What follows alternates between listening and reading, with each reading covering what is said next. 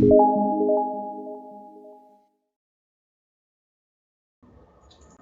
assalamualaikum warahmatullahi wabarakatuh. Untuk pertemuan kali ini saya menjelaskan tentang Graph Editor. Uh, jadi apa itu Graph Editor? Bisa dibilang adalah next step setelah kita mengenal yang namanya keyframing. Jadi pertemuan pertama dan kedua terkait dengan animating sudah mengenal namanya keyframe. Jadi key pose utamanya, jadi pose A, B, C dan sebagainya. Kemudian di antara A, B itu di tengah-tengahnya ada in between yang dimana kita menambahkan keyframe untuk memperhalus. Contoh misal di sini ya, kalau kita lihat ini pose-posenya di sini 1, di 10, 20, 30 dan seterusnya. Tapi di tengah-tengahnya kita insert satu gerakan gitu ya. Jadi ini supaya misal tangan ini kita lebih perhalus gitu gerakannya. Nah contohnya seperti itu. Ini terlalu berat, simplify-nya saya aktifkan ya. Nah, itu materi kemarin adalah seperti itu. Tinggal bagaimana kita bisa lebih menghaluskan lagi gitu. Emang kalau sebenarnya bisa-bisa aja kita tidak memakai graph editor, cuman pada kasus tertentu kita harus memakai itu karena istilahnya gini, graph editor itu adalah nilainya bisa sampai pada 0, sekian dan sebagainya.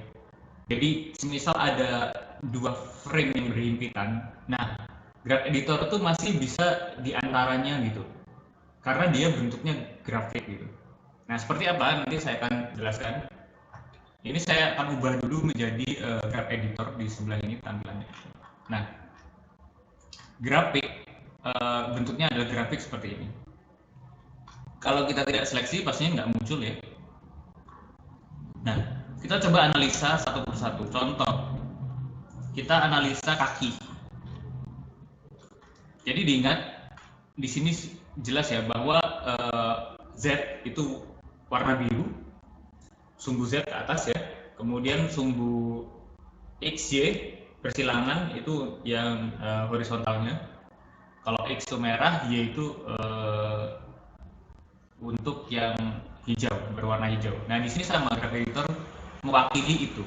Contoh, kalau kita melihat di sini warna hijau berarti, nah ini dari frame 1 kemudian ke frame 10 dia bergerak nih di sini ya, dari frame 1 ke frame 10 dia bergerak seperti ini grafiknya. Ini baru hijau aja ya, karena dia maju kan, mau maju, kita pakai yang hijau ini, bergerak yang maju set. Nah kalau kita coba ubah handlernya pasti dia akan berubah juga. Nah karena ini gini, kenaikannya itu kan 0,5 karena ke kiri ya, dia majunya ini kan dari kanan ke kiri, titiknya 0, titik 0 di tengah sini, kemudian dia maju, jadinya dia minus ya, jadi minus jadi plus yang ke kiri, jadi dia bergerak dari 0 ke plus, itu karena dia mundur ke belakang kan, dari depan ke belakang, jadinya plus. Ini belum sampai ke 0,5. Jadi di sini mungkin satunya mungkin di sini ya. Di antara di sini. Kalau ini satu nih, bisa satu sini. Nah, itu kalau kita I location-nya, nah ini bisa satu kan di sini. Nah, kira-kira di sini. Paham ya? Nah, graph editor ini dia merekam semua pergerakan keyframe antar keyframe. Ini keyframe 1 atau keypose 1, keypose 2 dari frame 1 ke 10 itu dibuat dia dalam bentuk grafik gitu. Nah dalam hal ini grafik dari sumbu Y yang hijau ya, jadinya dia bergerak mundur seperti ini. Nah seperti ini. Sama halnya kalau kita analisa yang di sebelah kanan, kaki kanan, justru kebalikannya kan, dari 1 bergerak mundur. dari 0, berapa ini, antara 0,2,5 23. Nah itu justru ke 0 karena dia bergerak maju dari belakang ke tengah. Nah ini ke minus 0,2 atau 0,3 antara itu. Nah gitu ya, paham ya? Nah intinya gitu, semua pergerakan ini kalau kita seleksi semua, nah bakal rumit sekali karena ini semua akan tercatat di sini apa saja yang berbentuk graph editor di sini. Jadi banyak sekali ya, nih. Banyak sekali. Nah sebenarnya kita menggunakan ini untuk pada kasus-kasus tertentu. Semisal contoh ada bola yang terjatuh gitu secara ekstrim. Jadi semisal saya contohkan aja sederhana. Ketika ada satu bola gitu atau benda lah, kita nggak usah berpikir bagaimana prinsip dasarnya ya. Bola yang jatuh gitu ya dari atas. Ini kita insert ya, kayak biasa ya locationnya. Kemudian di 5 dia jatuh ke bawah. Kemudian dia memantul lagi di 10 gitu, di sini.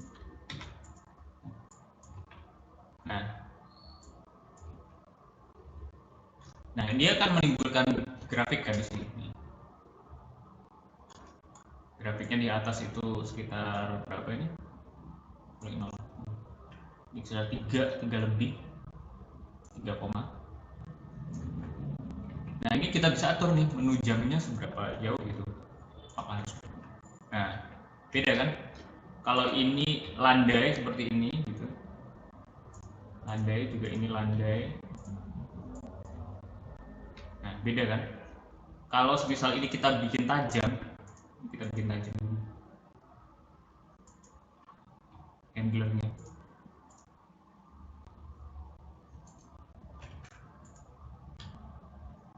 Juga bisa kita bikin tajam.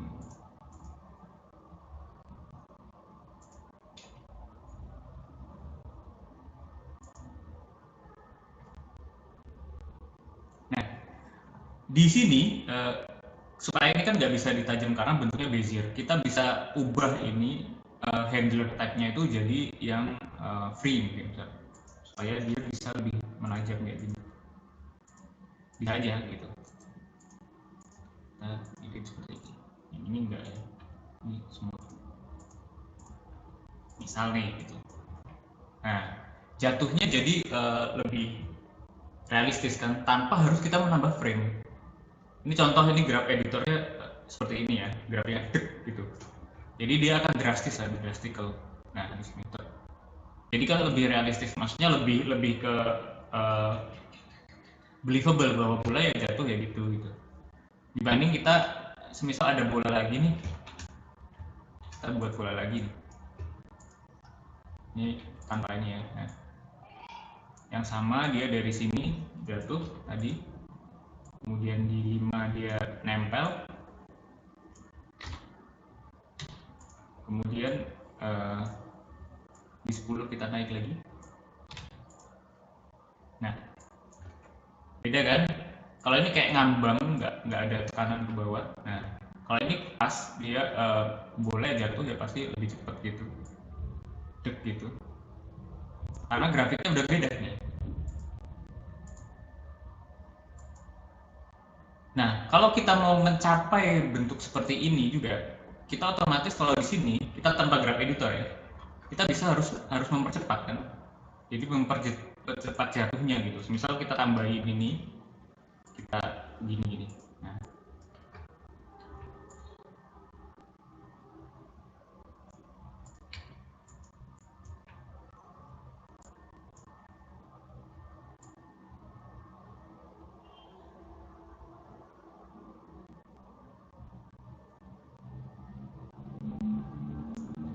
untuk mempercepat kan bisa kita dekatkan gitu ya.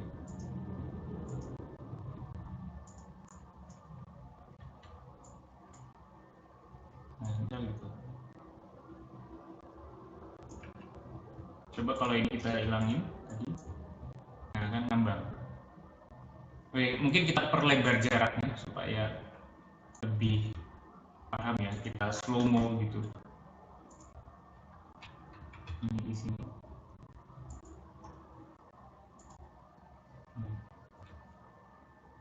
Nah, ini kan ada hentakannya karena memang graph editornya kita buat seperti ini, gitu. Ini handlernya tadi kita ubah jadi free ya.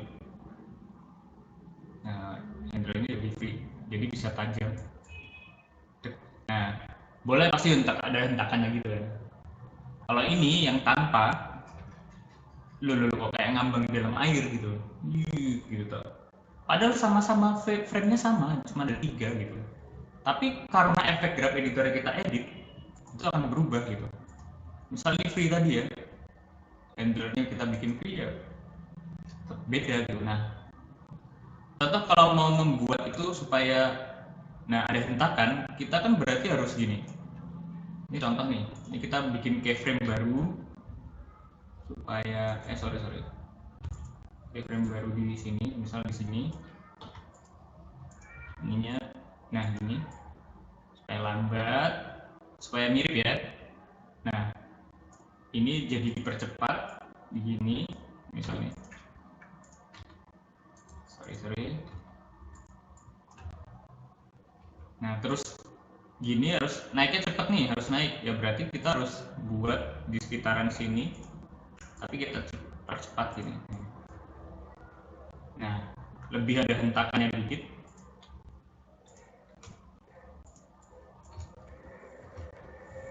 Ya kan ada hentakan dikit, jadi kurang smooth. Nah, kayak gitu. Dan itu tentunya nah ini harus melambat lagi ya. Berarti di sini sorry share all channel location-nya ini saya perlambat. Nah, untuk sampai menimbulkan hentakan, kalau kita cuma mengandalkan keyframe, hasilnya maksa gitu loh. Kalau kita anggapnya kita nggak ngotik-ngotik, jadi selain pencapaiannya susah dan kita boros keyframe kan jadi kebanyakan gitu bitnya gitu. Kalau ini cuma 3 aja, jadi efisien. Makanya beberapa animator yang baru mereka yang tidak pakai keyframe ya, jadi kok bisa sih itu kayaknya kok dropshipnya sama aja gitu, keyframe-nya sama-sama 3 tapi hasilnya kok beda. Ini ada semacam powernya, hentakannya, atau timingnya beda gitu ya, karena memang dia bermain di graph editor gitu. Dan biasanya memang stepnya seperti itu. Seperti pertemuan kemarin adalah saya menjelaskan tentang post to postnya, key kuncinya, pose-posenya. Contoh ya, kalau orang yang jalan tadi ya post-postnya. Saya masuk objek post mode. Nah, oh ini kena semua ya, sorry.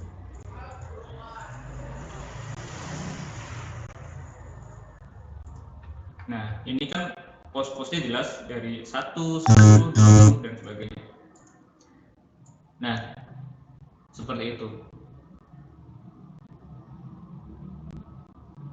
Nah, kalau sudah post-postnya kemudian in between, nah memang tahap berikutnya adalah terkait dengan graph editor ini. Jadi kalian bagaimana caranya graph editor ini membantu dan efisien keyframe gitu ya.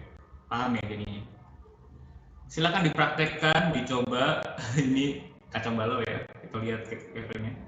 Kalau dicek animator supervisornya masih disalahin ya.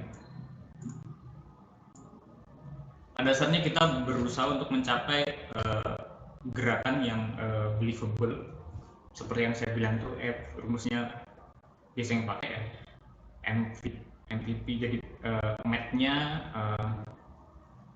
MPL mohon maaf, math-nya, fisiknya, kemudian logiknya itu harus dapat, MPL-nya itu harus dapat, kok maaf MVP. Oke, begitu. Silakan dicek bagaimana teknik-tekniknya ketika kalian mempraktekkan sendiri. Harusnya kalian akan semakin paham ketika memang sudah mempraktekkan itu. Silakan dicoba, diperbaiki. Pada dasarnya tetap actionnya sederhana, yaitu orang yang mendorong itu, cuman graph editor silahkan diperbaiki, bukan yang benar, tapi yang mendorong. Oke, terima kasih. Sekian dari saya, semoga bermanfaat ilmunya, silahkan diterapkan, semoga berhasil, kerjanya bagus. Wassalamualaikum warahmatullahi wabarakatuh.